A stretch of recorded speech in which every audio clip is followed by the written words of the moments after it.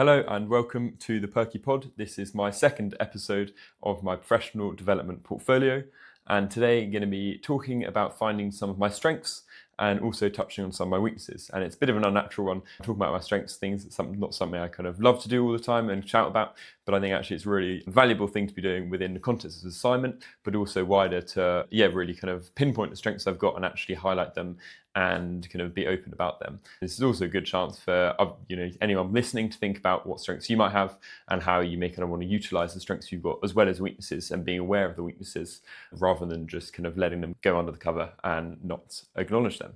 A lot of my strengths are surrounded by my core values. I think there's a lot of different core values that would make up who I am and make up some of my strengths and lead to the reason for some of my weaknesses. Some of the cool ones that I've been able to highlight are faith, creativity, kindness, integrity, and growth. And I think a lot of these have a real impact on the things I do day to day, the relationships I've got with my friends and family, the relationship I've got with God, and the way I kind of run my business, Ben makes, and the way I'm running and starting this podcast, the Perky Pod I. And I think it's really important to understand where these kind of come from and, what they really mean for me. My faith has been very much a core part of my life, and a lot of the values that are actually in my faith, I think, dictate a lot of what I do. So kind of the kindness, integrity, and growth is actually, as I say, part of my faith, but also a wider part of my core values. Creativity, I think, is very key for me. I love being creative. I love kind of making things, or I love kind of doing things and kind of doing them differently. And I think creativity is something that I often express in very different ways through kind of making podcasts, making rings, but then also the way I might think through different problems and approach different tasks. And kindness, I think, stems from the kind of people I surround myself with and the bringing up I've had. But I think I always love to just share God's love and be kind to people and really kind of bring out the best of people. And I think within a business context as well, that's so valuable to be kind and show support to people, draw alongside them, and really understand what people are wanting, because then you can really deliver the right results and really talk about the right things within business. So I think it's a great value and a great thing to kind of be focusing on within personal life, the relationship side, but then also business. But then there's a fine line, which I'm trying to work out, is not being too kind that you're then sacrificing other areas of your life, or kind of giving yourself up too much and saying yes to too many things, which I'm going to touch on later. But that's actually something I found, that kindness can almost be a weakness if you don't have boundaries of when to kind of say no, which I think is really important. Integrity, I think being firm to who you want to be and firm on that, I think is really important, and part of kind of being integral and having integrity. And that's something I'm still trying to grow lots in, but kind of growing in discipline as well, which I think is really key within that. And then lastly, growth. I think I love being able to grow myself through conversations with other people, through researching things, through just so many ways. I love the opportunity to grow and help others grow through different means. And I think that's a key part of who I am and a key part of what I'm trying to do with this podcast, actually, with my business, and really trying to grow myself, grow other people through that, grow my relationship with God. There's so many different avenues where I think growth is key to my values, but I really love seeing results from doing things and seeing where those results go to and the fruits of the growth. I've also been looking at Ikigai, which I think is a really interesting Japanese concept, which has a Venn diagram showing what you're good at, what you love, what the world needs, and what you can be paid for, which is shown here. And I think it's a really fascinating concept, and I think it's really awesome to be able to use that kind of thinking about your own career and kind of development with a career, and kind of ensuring that aligns with some of the values I've got. And that's been really on my mind recently, is thinking about what I really want to do in my life and my kind of life mission, and then how that can align with my mission of kind of earning money, realizing that is an inevitable thing you need to do in life, to have, whether that's having my own business or being employed by other people and working in some way, shape or form. I've been really kind of mindful and thinking a lot about this recently, is where I really want to be able to use my skills, what I'm good at, how I can best use them, but also use them to make money. But then thinking about kind of fulfilling what the world really needs, and actually doing things that are going to be genuinely good for the world. Because I don't want to be doing, or running a business or doing something that maybe making lots of money, may love it, but is actually doing harm to the world and isn't bringing value to the world, which I think is, I've had a lot of business ideas that I've thought about doing that I've actually thought it's not really bring value to other people. It's not really going to help the world. It might actually make the world suffer through environmental, being bad for the environment with various kind of drop shipping methods that people are using for businesses, which is great business, but actually the core of it isn't necessarily what the world needs. And then the last one of that is kind of thinking about what you love, putting your passion and kind of mission within that. And I think it's really important, I would say, to have whatever job I might have in the future and whatever my personal might be, to be something I really love and enjoy. And I know some people have the view that if you love your job, you're never going to work a day of your life. But then other people have the view that if you love your job and your passion and your hobby is your job, you're soon going to lose the love for that hobby. And I think there's a fine line and real balance to be had with this. I think I've definitely found that in some cases with my business, with some of the blacksmithing jewelry making, I've found sometimes it can take the joy out knowing I need to make a bunch of products and kind of doing that because I really have to, rather than because the joy of making them. But also, I think knowing you're doing something you enjoy, and for me, the creative outlet of making things, I absolutely love. And that's actually been a real core part of why I've been able to carry on my business, because I love making things. I love the creative outlet. I love making different products for customers. And now this podcast, I love being able to kind of make a digital, digital podcast, be able to talk to different people, hopefully in the long run with this, and just open up time for conversation. So that's something I love. And then, it's something I think I'm growing at within the podcasting, and something that I think I am good at within the running of the business and making things.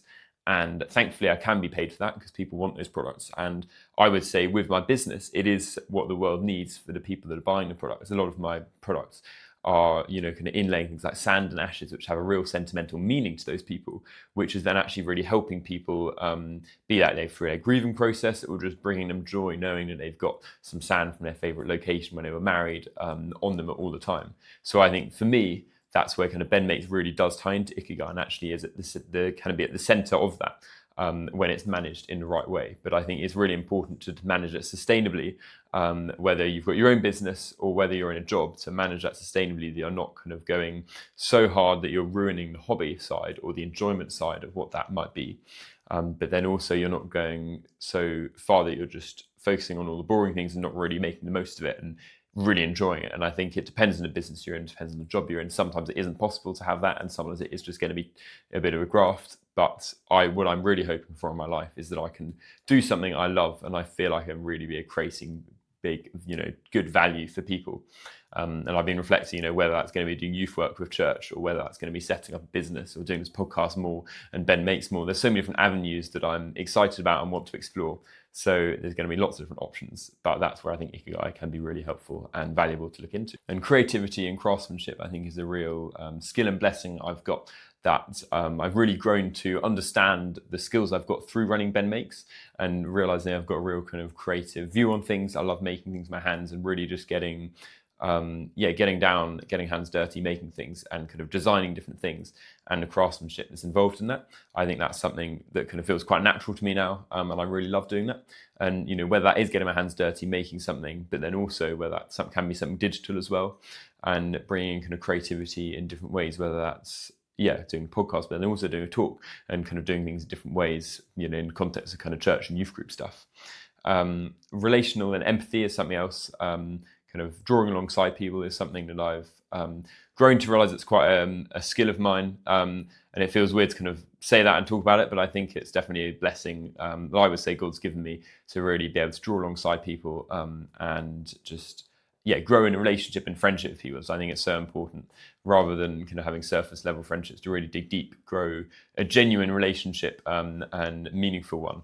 I think has been really valuable for my friendships within uni, within home, but then also I think kind of thinking about business wise, forming those proper deep good relationships with potential business partners and things mean you can relate on a deeper level, rather than being surface level and you're only there for the money or whatever. I think it's so important to actually have a deeper connection with the people you're working with, and it doesn't have to be so deep. I think there's if it is business, you're not going to talk about everything in your life, but I think it's important having a good, genuine relationship and having things in common you can talk about. So it's more than just, really serious, down to business conversations. And I think I've really enjoyed it with my customers actually with Ben Makes, as kind of when I've been meeting them, if someone's collecting ring or if I'm at a market selling products, kind of having that relational side with a customer has been a real blessing. Be able to kind of get to know people, talk to people, and they can really see who I am and understand that. And I think another thing that can be really important is using social media, is actually kind of getting that across who I am. People can really see, through putting myself out here on the podcast, can be really vital for people to actually see who I am, that I want to be open, I want to have these conversations and talk about these things, rather than being, this closer person that makes rings and just does that in his room, nothing else. I think being open about these things and who I am can be really important. So I really love to be able to kind of share my journey and track that through the podcast, through my kind of social media accounts with Ben Makes and things, and be able to kind of show my customers who I am, that I'm a real person, that I want to connect with others. And I think building a personal brand, which I'm doing through kind of Ben Makes, through this Perky Pod, has really enabled me to, relate with my customers and be able to actually have a relationship with customers, even if I've not met them. I may know them through messaging, or they may know me through watching videos and things, which I think is a really important and kind of new way of having a relationship with customers. Because 20 odd years ago, you didn't really have that in the same way, kind of through TV and things, but I think social media has really changed the game, and that's something I really want to tap into more. And hopefully some of these videos I'm doing will then be cut up into kind of short form content and put out on social media, that can then be another opportunity for me to kind of get myself out there and actually be able to meet more people and grow kind of my relationship with other people online. But it's a kind of weird one, because also is at times can be a one-way relationship. Someone can know you, but you don't know them. And then the kind of depth of that isn't quite the same. They may know me really deeply if I'm opening up lots, but I wouldn't know them, or I wouldn't know you if I haven't spoken to you or things, which I think is an interesting dynamic on the relational side that I think is really fascinating. Discipline and consistency is something else I'm still very much growing in, but I think it is still a strength of mine that I'm kind of developing. And that's, it's a strength and weakness, I would say, actually, because I think I've really learned kind of to be disciplined with all the things I've got, because I've got quite a lot to balance while I'm here at uni, balancing my business, balancing my uni work, balancing being involved in church, youth groups, surfing, running, training, loads of different things. Don't need to list them all, but I think balancing them and being disciplined in when I do things, when I don't, and how much time I put into them is something that I've found really valuable over the last few years at uni, to learn and grow in. And it's something I keep on kind of kicking myself for not being as good as I want to be. But I think that's me trying to strive for perfection, when realistically that's pretty difficult to get to. But that's definitely a value and a part of Ikigai as well that I'm really trying to develop and grow in. And now thinking about some of my growth areas and some of my weaknesses and areas I really want to work on, and things that I think are quite common things that people get caught up with. One of them for me is definitely overcommitment, saying I can do these things, saying yes to things when actually I don't really have the capacity to do them. And then that means I just don't really give myself the proper time to rest, or the proper time to do the things, to the tasks, to the best of my ability, which then sometimes just leaves me doing subpar work and kind of lots of things to a lower quality rather than a few things to really good quality. So overcommitment is definitely one I want to be growing on.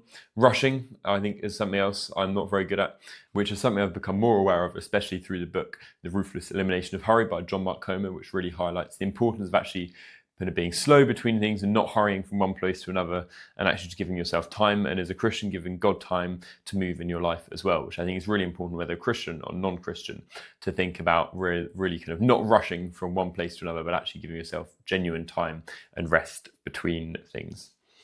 And similarly, kind of to what I was mentioning earlier, is kind of having boundaries and having time boundaries when I'm going to be working, when I'm not going to be working, and also boundaries of saying yes and saying no to the right things, I think is something I need to really work on, and is an opportunity for me to really grow in understanding, what I've got time for, when I can say, I'm going to have this amount of time for this project, and actually discerning how long something takes as well, I think is something I need to be growing on and learning in, and being realistic about the time tasks take and giving them the proper time. As I often say, a task is going to take this certain amount of time in my head, and then it actually ends up taking a lot longer. So I need to be more realistic in kind of my scheduling on those things as well. And the last thing that I'm really trying to grow on is giving myself genuine rest and having a sustainable balance between the things I'm juggling. I think I kind of touched on this earlier, but I think it's something I really want to work on myself. And I think actually for a lot of people, it's really important to have a genuine rest between things and really having a sustainable balance and giving time to just be, time to enjoy, going outside, going out and about, enjoying God's creation, spending time reading a book, sketching, whatever that might be, but just giving time just to be and reflect, I think is so important. I found a real correlation when I've given myself time to reflect on where I'm at in life. I've then felt so much better after that and felt so much fresher, even though that took time out of my day to do that. That actually then meant the rest of my day or the rest of my week was a more productive time and a better time because I'd reflected on where I'm at and where I'm going. So I think having a sustainable balance is really key and something I'm really trying to grow on at the moment. Having feedback from people as well is really valuable in understanding some of the strengths you've got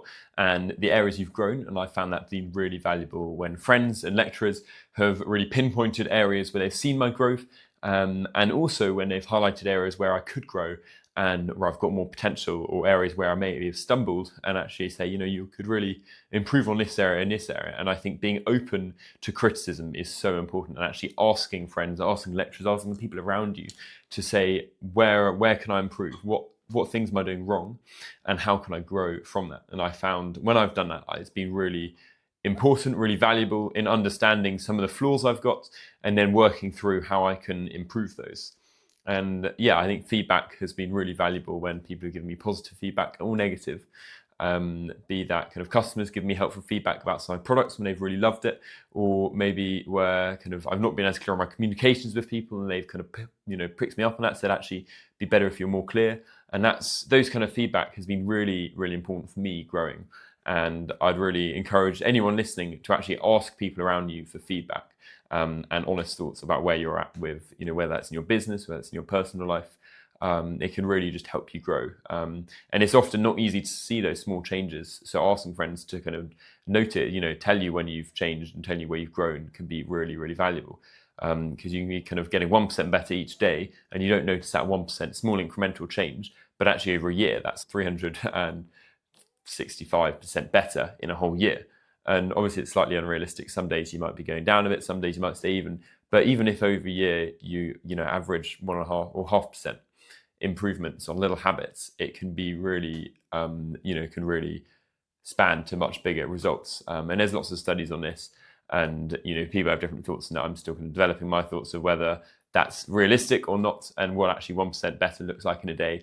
But having small changes can lead to big results, and it's easy to not see them if you don't get other people to give you feedback on those things you're growing and learning on. And also being aware of aptitude and ability, and the way you might have kind of gifts and blessings and skills that you've got that you're naturally kind of born with, or kind of things that are in family traits, then other things that you've really kind of grown to have a great ability at. And I think there's a big difference between those, but also through some of the gifts you've got, you may not be able to use them yet, and some of the skills, but actually digging into them and finding you've got the great skills and great potential that can be really important, and tapping into that and kind of making that into a great ability and skills you can practically use, rather than having these things that you could be a great leader, but you're kind of stuffing it under the pillow because you don't quite want to go there. I think if you've got a skill that you think you might have, really dig into it, use it, learn and grow from that. I think that's really, really valuable. And for me, when I've grown to understand some of the strengths I've got, it's really been helping guide me in some of the future opportunities I'm taking up and some of the opportunities I might be going into in the future, whether that's linked with my business, kind of entrepreneurship stuff, or whether that's linked to my faith. And I found it really important understanding some of the strengths I've got and weaknesses into thinking about some of the future opportunities I might be able to pursue, and where kind of my skills can best be used and most effective. As I think it's, where everyone's got so many different skills and so many different opportunities,